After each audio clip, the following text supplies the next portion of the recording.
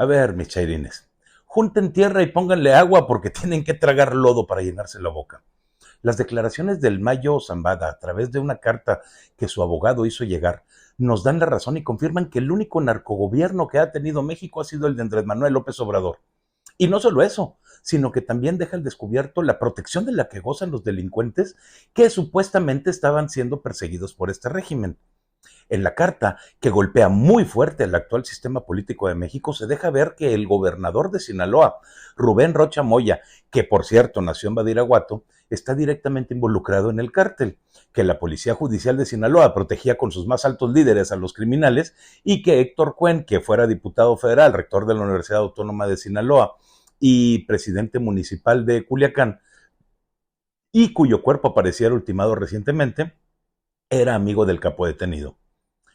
Debido a los constantes viajes de López Obrador a Badiraguato, su cercanía tan presumida con Rocha Moya, aquella declaración de que todo en este país se hace con la autorización del presidente y el hecho de que en una mañanera de la semana pasada quedó en claro que AMLO sabía más de lo que decía sobre la captura del Mayo, no queda ninguna duda de que el ya presidente saliente y devastación de México también estaba involucrado. México tiene por fin el narcogobierno que los chairos denunciaban desde hace 4 sexenios, pero que jamás pudieron comprobar. Ya sabemos que Xóchitl no se equivocó al llamar narcocandidata a Claudia. Disfruten lo votado. Ojalá y le regresen el dinero de la multa. Las constantes peticiones de Andrés Manuel al gobierno de Estados Unidos para que dieran a conocer qué estaba ocurriendo tras la detención del Mayo ahora cobran mucho sentido. El señor quería saber de qué grado de dificultad tendría que ser la maroma para tratar de calmar las aguas en el país, porque a todos nos queda claro que para el presidente las declaraciones de narcos, que en el caso de García Luna, tienen toda la credibilidad, pero cuando se refieren a él o a su gobierno, se trata de un complot organizado por las derechas sionistas que no le quieren dejar gobernar. Él siempre tiene otros datos que no son los que todos conocemos y como siempre, el principal problema es que jamás muestra esos otros datos ni dice cómo los obtuvo. ¿Quiénes son los responsables de este escándalo? Bueno, si había un comandante de la Policía Judicial de Sinaloa cuidando al Mayo y la Policía Judicial de Sinaloa está al mando del gobernador del estado, definitivamente el señor Rocha Moya debía de haber ordenado la detención del campo, pero no fue así. Sin embargo, llama la atención que también estaba presente Melesio Cuen, de quien el Mayo dice en su carta que era su amigo desde hace muchos años y que fue asesinado en el mismo lugar en donde lo traicionaron a él. Eso quiere decir que toda aquella historia del robo de la camioneta y los testigos de las gasolineras es falsa y que fue un montaje para no dar a descubrir lo que realmente había sucedido. Entonces, chairos, aquí están las pruebas que tanto buscaban desde hace años de que el gobierno está involucrado con el narco, solamente que es el gobierno que ustedes pusieron y no los anteriores. Por su parte, el presidente Andrés López dijo que él respaldaría al gobernador de Sinaloa y pidió que todos esperáramos a que el político de Badiraguato diera su versión de lo ocurrido. Esto lo dijo a unos periodistas cuando le cuestionaron al respecto. Ojalá y así diera oportunidad de defenderse ante la opinión pública a los magistrados de la Suprema Corte, a quienes no les concede esos mismos privilegios, a pesar de que, como ya hemos visto, los criminales están en el poder ejecutivo de los estados y la nación.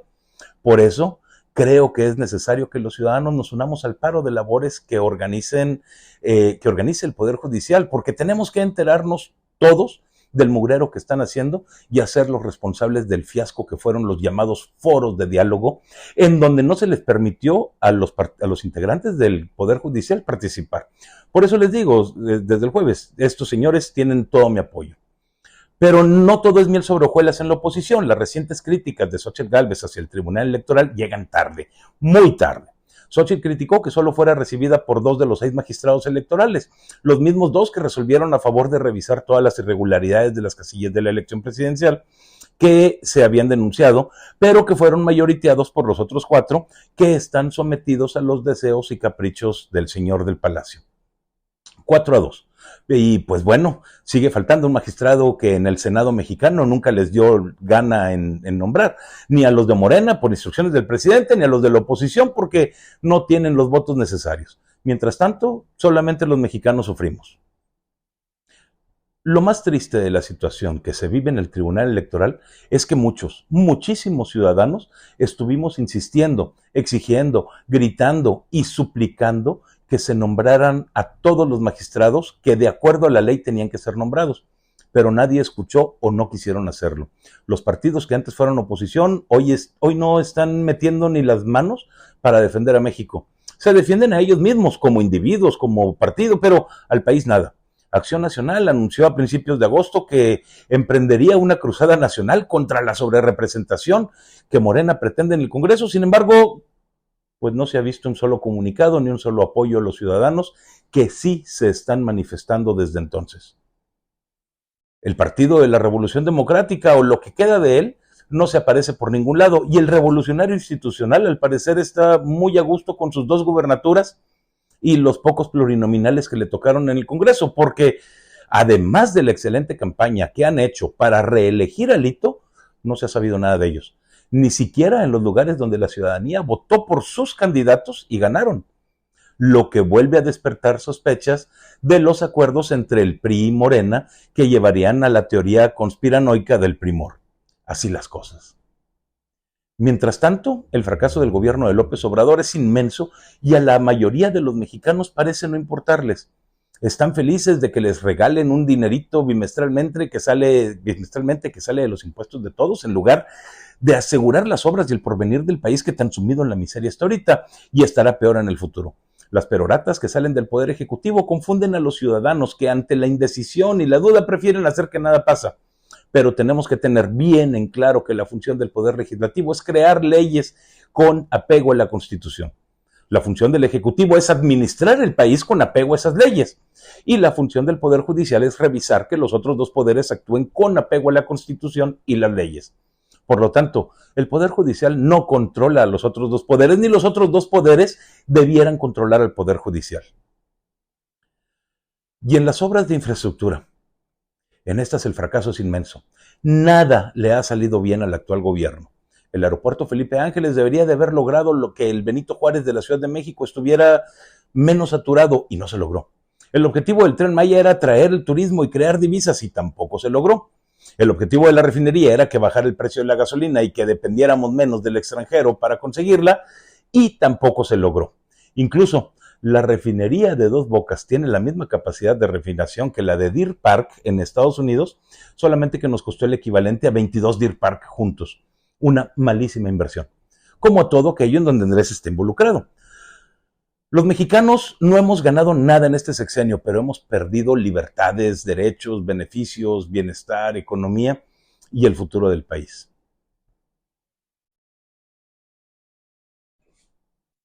Mírenme, ódienme, pero respétenme, dijo el viejito inútil el día de ayer, cuando ya no aguantó la presión de que le digan que es un narcopresidente por su cercanía con los delincuentes. Vean esto. Entonces, mientras no tengan pruebas que no van a tener, porque lo que estimo más importante en mi vida es la honestidad, y siempre he hecho de mi vida pública una línea recta, van a tener que respetarnos. Al presidente de México se le respeta. Y no es Andrés Manuel, es la investidura presidencial. Que este es un gran pueblo y es una gran nación que merece tener un presidente honorable, no un presidente de mala fama pública, susceptible a ser ninguneado por cualquiera, ni en México ni en el extranjero. No hay nada que me dé más gusto que ver las lágrimas derramadas por el líder Chairo Mayor, porque el señor no merece ningún respeto. Si alguien ha manchado la investidura presidencial, ha sido precisamente él con sus acciones en contra de México, de sus ciudadanos, de sus instituciones y de todo aquello que haga referencia a la dignidad de un país que, luchando poco a poco, iba saliendo del hoyo en el que los políticos que eran menos corruptos que él lo habían sumido. En sus propias palabras, México merece un presidente honorable, pero no es él. Para tratar de quitarse el estigma que él solo se puso de narcopresidente, el viejo Aguado dijo saber que en el aquelarre mañanero del día de ayer que entre las agencias de los Estados Unidos hay muchos intereses y disputas en torno a la captura del Mayo Zambada. Acusó a las agencias norteamericanas de buscar involucrar gobiernos de otros países para mantenerlos débiles y someterlos fácilmente. Les digo que la memoria del anciano ya no está bien porque de seguro ya no recuerda que fue él quien debilitó al peso mexicano con sus políticas económicas y fue él quien permitió el crecimiento exponencial del crimen organizado en el país cuando aplicó su política de abrazos y no balazos. Fue él quien destruyó el sistema de salud al acusar a empresas de lucrar con el dinero de los mexicanos y fue él quien decidió que era mejor que los mexicanos murieran por la falta de atención médica antes que prepararse para atender una pandemia. Si Andrés Manuel López Obrador exige respeto, yo le exijo a él que sea el primero en respetar a México. Pero le recuerdo a AMLO que para respetar a un país como México se tienen que respetar sus leyes, comenzando por el artículo 54 que prohíbe la sobrerepresentación de una fuerza política en el Congreso y que en estos momentos pretende violentar por conveniencia. Si algo debilita al país es precisamente la violación de sus leyes. La doble moral no aplica ni para él ni para nadie. Él acusó a los panistas de tener doble moral, pero ahora es él quien la tiene y actúa como le conviene para lograr sus malhadados caprichos a costa del bienestar del país. La dignidad es una cualidad que todo hombre y mujer tiene por el simple hecho de serlo, pero cada quien debe hacerse respetar y Andrés López no es respetable desde el momento en el que se reúne con delincuentes y su familia y libera a capos a diestra y siniestra. Andrés no merece respeto y mucho menos le queda hablar de la investidura presidencial porque en su sexenio solamente ha representado a aquellos mexicanos débiles y convenencieros que se dejan manipular con sus mentiras. Para ganarse el respeto, lo que tiene que hacer es actuar como un verdadero estadista y no como un niño que está perdido en el bosque. Para exigir respeto, el presidente debiera dejar de ordenar a su secretaria de Gobernación que deje de enviar mensajes describiendo a los conservadores y dividiendo a la población, porque si los conservadores son hipócritas, imagínense él. Si los conservadores tienen al dinero como su Dios, imagínense él que se lo está robando a manos llenas. Si los conservadores son autoritarios, imagínense él que quiere deshacer las estructuras del país para poder gobernar a placer y sin contrapesos. Ha sido él quien divide a la sociedad y es él quien ahora pide respeto. Para exigir respeto, el señor debió de haber logrado mantener con vida a los más de 300,000 mexicanos que fallecieron olvidados por el sistema de salud durante la pandemia y que no merecían morir si hubieran tenido los medicamentos adecuados a tiempo. Debía de haber hecho algo por los niños con cáncer que abandonó a su suerte porque no compró las medicinas necesarias. Debió de haber hecho más por mejorar el seguro popular en lugar de destruirlo y dejar en su lugar a un monstruo como el INSABI que solamente sirvió para robar dinero. Debió de asignar recursos para mantener clínicas, hospitales y a los médicos que ello conlleva. Debió de asignar recursos para dar mantenimiento a quirófanos y enseres necesarios para realizar cirugías. Debió de dar servicios médicos a los 20 millones de habitantes que no lo tenían, pero en su lugar se lo quitó a 30 millones más. Si Andrés quiere respeto, se lo hubiéramos dado, si hubiera procurado una mejora en la educación de los niños. En cambio, solo tenemos el mayor gasto en becas de la historia, al mismo tiempo que se observa una reducción en la matrícula escolar de más de 1,5 millones de alumnos. Nunca había ocurrido algo así desde 1921. Si el presidente exige respeto, hubiera hecho valer los derechos de los niños a la educación en lugar de entregar nuevamente la administración de las escuelas a los sindicatos de maestros. Hubiera mejorado los libros de texto e impulsado la investigación científica en lugar de eliminar esas becas. Si López Obrador quiere que se le respete, debió de dejar de decir mentiras y gobernar para todos los ciudadanos en lugar de atacar a los de la oposición. Debió demostrarles cómo se gobierna para todos en lugar de llegar y permitir que su familia y allegados saquearan al país de cuanta forma les fuera posible. Si hubiera terminado con la corrupción y si hubiera combatido realmente el huachicoleo, yo hubiera dicho que me he equivocado y que el señor merece mi respeto como líder del país. Pero no lo hizo y no lo hará. Por el contrario, se ha dedicado a dar información falsa para convencer a quien quiera dejarse engañar de algo que simplemente no es cierto. Eso no merece respeto. Si AMLO quiere respeto, debió de luchar por sacar de la miseria a tantos mexicanos que a diario tienen que sobrevivir con empleos mal pagados, pero en su lugar decidió que aumentando el salario mínimo era suficiente y a pesar de las advertencias que se le hicieron y por capricho, lo hizo. Ahora tenemos una inflación descontrolada que se ha comido cualquier beneficio que hayan traído esos aumentos. Si AMLO quiere respeto, debió incrementar y facilitar la apertura de negocios que generen divisas y empleos entre los mexicanos.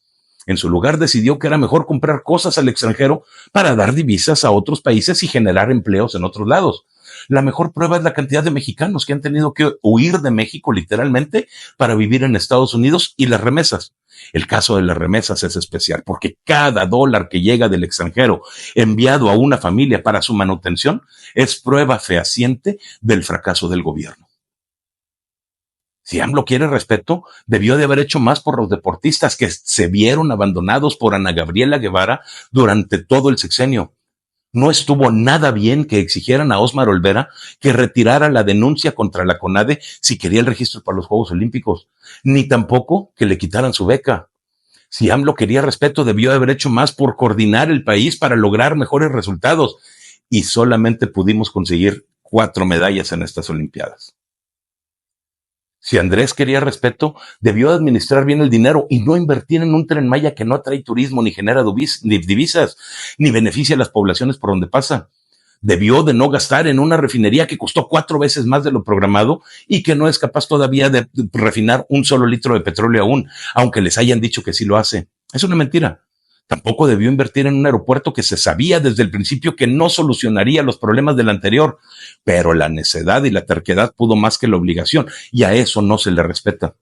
Si quiere respeto, debe dejar de meterse con el dinero que no es de él ni con la propiedad de los mexicanos.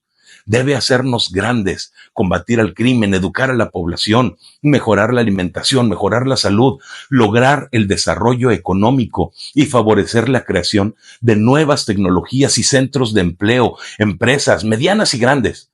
En fin, si quiere respeto, se debió convertir en lo que la gente que votó por él esperaba, un presidente de México y no un pelele de la izquierda latinoamericana que quiere imponer un sistema de gobierno obsoleto que jamás ha funcionado. El mismo sábado que se hizo pública la carta del Mayo Zambada, en donde dice que el actual gobernador de Sinaloa, Rubén Rocha Moya, tenía una reunión con él, pero que en realidad era una táctica para detenerlo y entregarlo al gobierno de Estados Unidos, este político advenedizo y cambiapieles profesional salió a dar declaraciones diciendo que a él a fuerza lo querían hacer narco. Asegura que lo manchan a ver si con él se mancha el presidente. Primero, nadie de la oposición lo ha manchado, él solito se puso en esa situación, sin ayuda de nadie. Segundo, a diferencia de las acusaciones en contra de Felipe Calderón y Genaro García Luna, las declaraciones del líder criminal fueron hechas sin presión alguna ni promesas de las fiscalías norteamericanas de darle beneficios a cambio de ellas. Y tercero, al mencionar al presidente, claramente está gritándole ayuda porque requiere de la participación de AMLO para limpiar el plumaje que en este momento está lleno de barro. Claudia Sheinbaum, por su parte, ya dijo, y está en video, que el gobernador ni siquiera estaba en México ese día. Información que contrasta con la proveída en la carta del Mayo Zambada porque obviamente es contradictorio, pero ¿a quién creerle? De acuerdo a la filosofía de la 4T promovida desde Palacio, debemos creerle al delincuente. En el caso de Genaro García Luna, podemos creerles a los testigos que han dado declaraciones a cambio de reducción de su sentencia. Y pues, en el caso del gobernador y AMLO, también deberíamos creerles, porque no ha habido ni siquiera ofrecimientos para reducir esas sentencias al Mayo Zambada. Así que a mí no me queda duda. Los signos del fraude que significa este gobierno de chairos, que son muchos y desgraciadamente hasta eligen el presidente, se dejan ver por todos lados. La autopista México-Puebla estuvo cerrada por casi 5 días por una manifestación de ejidatarios que exigen un pago que nunca les llegó. Responsabilidad del gobierno era liberar esa carretera para que los ciudadanos que pagan impuestos, irónicamente, pudieran pasar a través de ella, pero el gobierno de López Obrador declaró que no iban a hacer nada. Por el contrario, se dedicaron a reacomodar los muros de hormigón en su lugar para prevenir que los automovilistas pudieran liberarse del retén y continuar su camino aunque fuera en sentido contrario por un tramo. En Chalco, las inundaciones de las atípicas lluvias que ocurren todos los años provocaron severas afectaciones y la ciudad pasó al menos 6 días bajo el agua porque del gobierno del estado y con Delfina Gómez no se supo nada en esos días.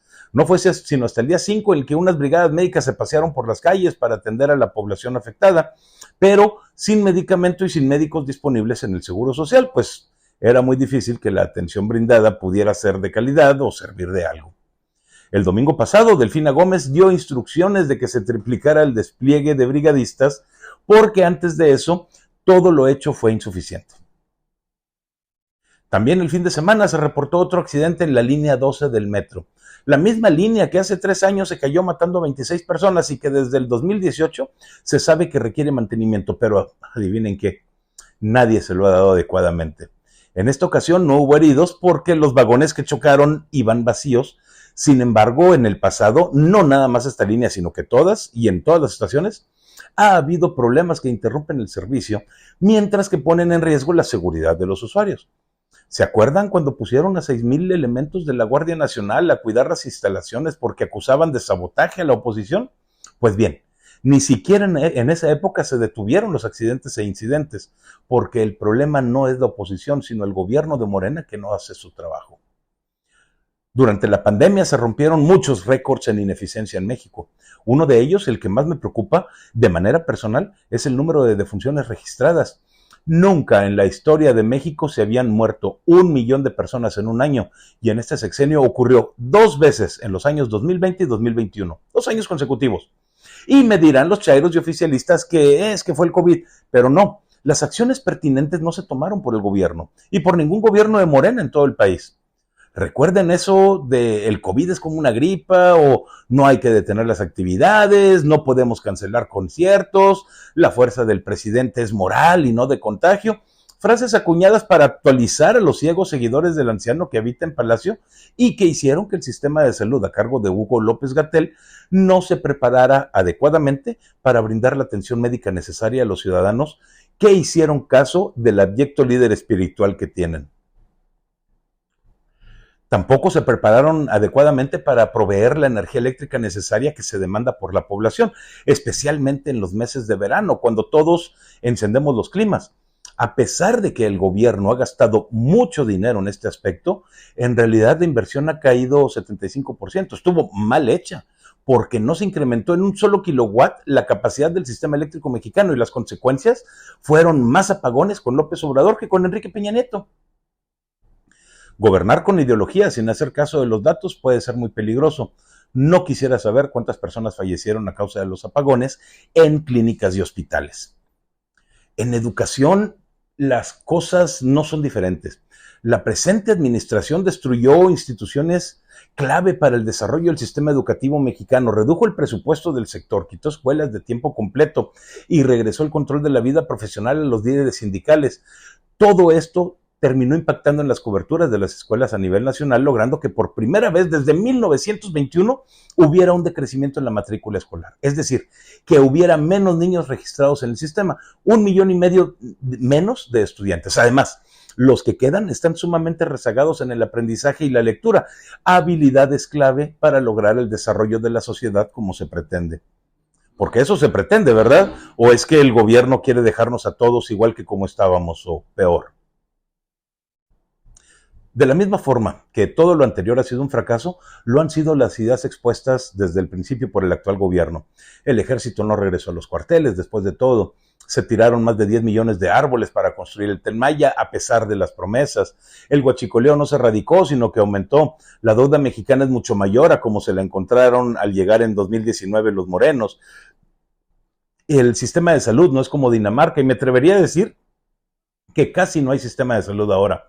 La soberanía energética no ha llegado ni llegará porque dependemos hoy más que nunca del gas importado de Estados Unidos. La delincuencia organizada creció ante la protección que le da el gobierno. Todo ello han sido fracasos. El gobierno de Morena ha sido una verdadera tragedia para México y no se ve que vaya a terminar pronto. Si antes los ciudadanos eran apáticos, hoy se volvieron comodinos y no aceptan que se equivocaron. Esos 3,000 pesos mensuales que les dan de gratis a todos van a salir muy caros, porque las consecuencias no serán más que el incremento de las tasas de interés, el aumento de los precios, la pérdida del poder adquisitivo, el incremento de la deuda, la reducción de servicios gubernamentales y el empeoramiento del servicio en los servicios gubernamentales que permanezca. La tiranía de los estados, la sociedad, las decisiones que van a favorecer a unos pocos, mientras los demás sufren y pagan las consecuencias. Espero que los mexicanos no reaccionemos tarde y espero que lo hagamos bien. Por ahora, lo principal es educar sin dogmas, sin actualizar, para que los niños de hoy puedan sacarnos del lodazal en el que los vamos a dejar.